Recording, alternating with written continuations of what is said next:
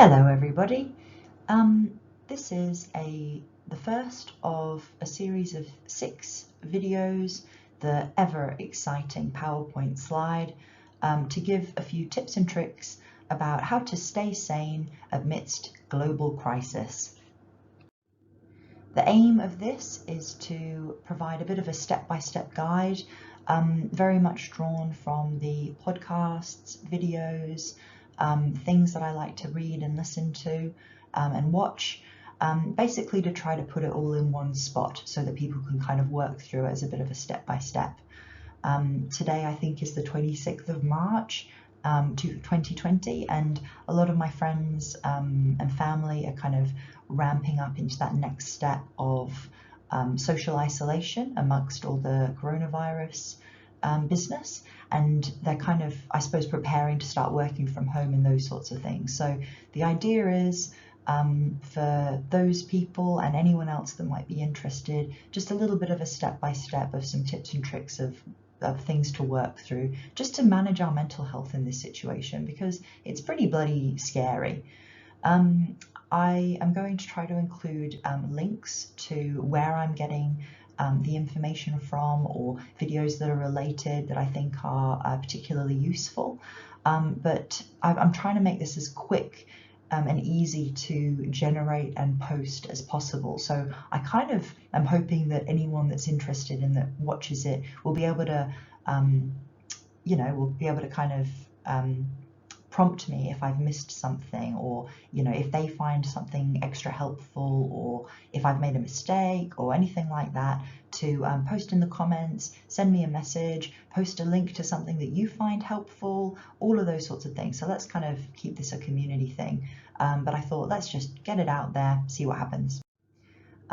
So I thought I'd include the obligatory "who the hell am I" slide.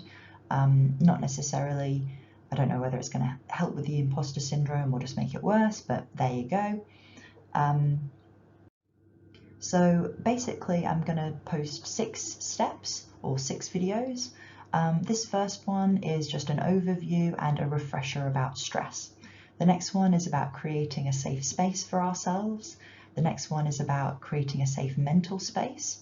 The next one is about managing worry, which I know, myself included, we're all experiencing a bit at the moment. Step 5, adjusting to a new normal. So what are our new needs and goals, and how do we kind of prioritize them?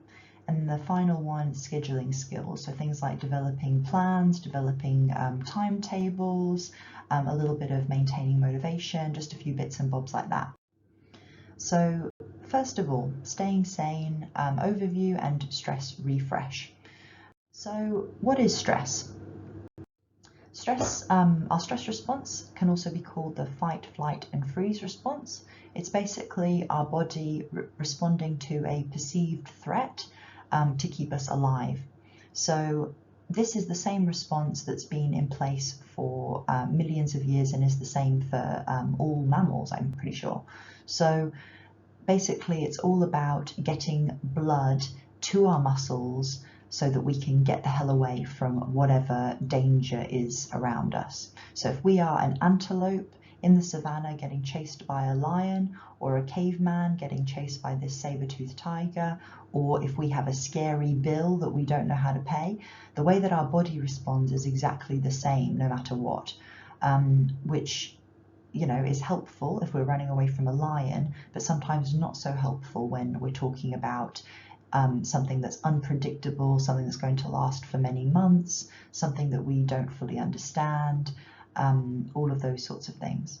So we get this rush of adrenaline, our heart starts beating, we're getting blood pumping through to all of our muscles, we're breathing more rapidly so that we can get more oxygen into our blood. It's all about running away or grabbing our spear and killing that saber-toothed tiger.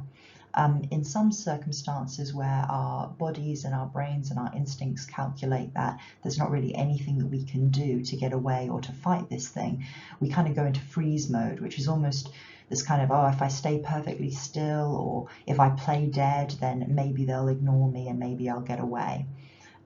So it's all part of the same response. But the whole purpose is to give us energy and stamina so that we can get through an emergency. And we also find that we get this kind of tunnel vision with our brain where we're no longer thinking about, oh, I wonder what, colour butterflies are, or oh, I wonder what I'm going to have for lunch tomorrow. We're really focused on whatever it is that we think of as dangerous, which makes perfect sense because we don't want to be running away from something, thinking about what's going on, tomorrow. We want to be looking at our feet, making sure we don't trip over anything, and really getting away as efficiently as we possibly can. Now, in the wild, what happens is we see the lion, we run away from the lion, our fight and flight response gets triggered, and we either fail and we die, in which case that's the end of us, or we get away. And we get away from that lion, we collect with our herd, and we go, oh, thank God, far out, that was close. And we have our heal response triggered, which we can also call our rest and digest response. So this is kind of our body saying, oh, thank God, we got away from that one. Okay, let's assess the damage. Let's see what's broken, what's in any bad form. Let's make sure that we repair it. We get more food and energy and nutrients in our body so that we can recharge and get ready for the next lion that's going to come our way at some point. So this is when our digestive system gets working again, our immune system gets working again, because they both temporarily shut down while we're in that stress mode. Because our body doesn't want us to be thinking, oh yeah, I need to be putting energy into digesting the nutrients from that burger. This is sometimes why we need to pee if we're feeling nervous. It's kind of our body saying, get rid of it, get rid of it, get rid of it. I just want all of my energy to be going on getting away and keeping myself as light as possible. This is why sometimes we get irritable bowel syndrome if we're feeling nervous or stressed. It's because our body's kind of going, what are you giving me food for? I'm in danger. This is also why we get sick more easily when we're stressed. Our body doesn't care so much about whether we get a cold when we're running for our lives. So this heal response is really, really important so that we can recharge those batteries, get our immune system up and running, absorb the nutrients that we need to survive, and basically kind of get us ready for when the emergency hits again, as of course it inevitably does. So just to summarize, stress response equals power up and heal response equals winding down.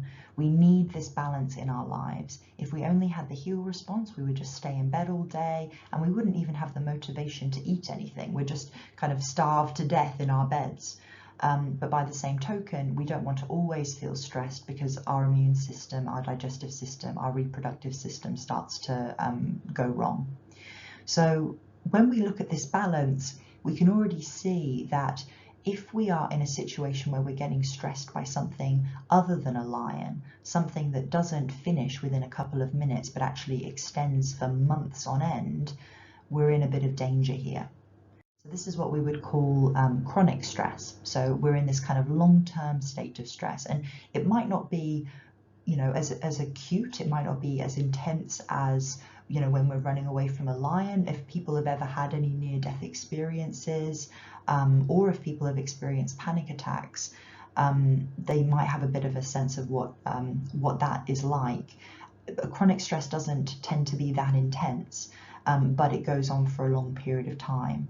So what we're going through at the moment, where we know that we're going to be in this situation for quite a few months. We don't know how it's going to turn out. It's unpredictable. We don't know what's going to happen. These are kind of the perfect circumstances for chronic stress. And we've got to be careful, because if our immune system starts playing up, then obviously we're going to get sick more easily. Not to mention, we're not going to be able to respond to loved ones that might need our help, our neighbours that might need our help, and generally just staying productive and staying well. So the other thing that I like to think of when we talk about stress is that when our stress response is triggered, our brain starts to perceive things as being even more threatening, which then makes us even more stressed. It starts this vicious cycle where we just get more and more and more stressed. Our body gets more stressed, then our head gets more stressed, and it just gets really intense. So a bit like a lighthouse, that it's scanning the ocean for danger, looking on the horizon, and then it sees a splash. And that splash might just be a splash of a wave, or it might be a splash on a rock, or it could be a ship crashing into something. But the lighthouse suddenly turns up all of its lights and just goes into this absolute vigilant danger mode, where it is looking for absolutely anything that could be going wrong. And this is kind of how we tend to respond as well. It's almost, we see a little bit of danger, and so then the lighthouse just goes completely up, and we're looking for danger in anything. And this is where we might start, I know I'm speaking personally here, we might start feeling more agitated, we might start feeling more irritable, little things upset us. We tend to be thinking more in extremes. So this is another thing that we need to be watching out for, because when it comes to a situation like, you know, should I get 1 packet of pasta or 4 packets of pasta, 1 toilet roll or 20 toilet roll? If we're feeling stressed, then, you know, this is where the term panic buying comes from. We're in a panic, and so we're not thinking rationally, and we tend to be seeing things as more dangerous than they actually are. So this is what we want to avoid, or this is what we want to learn how to manage. So, you know, just to summarize, stress and fear can signal danger and motivate us to act, but it can also inhibit our creative thinking and problem-solving skills. We're not going to be as good at rationally weighing up the pros and cons, thinking about the long term versus the short term, all of these sorts of things, which not only, you know, keep us alive, but they also kind of make our life and quality of life better, and keep our immune system up and all those sorts of things. So this is why it's important to find ways to calm ourselves down, and to take those steps in a bit more of a kind of a rational, concrete way, so that we can navigate through these complex and uncertain times. So the next video will be about creating a safe space, and I hope that this first video demonstrated why that's important. We want to create these cues for ourselves to say, you are away from the lion, you are out of the danger zone, it's okay, you can trigger that rest and repair response, you can recharge those batteries, take that breather, take that step back, and think about what that next step is to get through this. So that's what we'll do next time.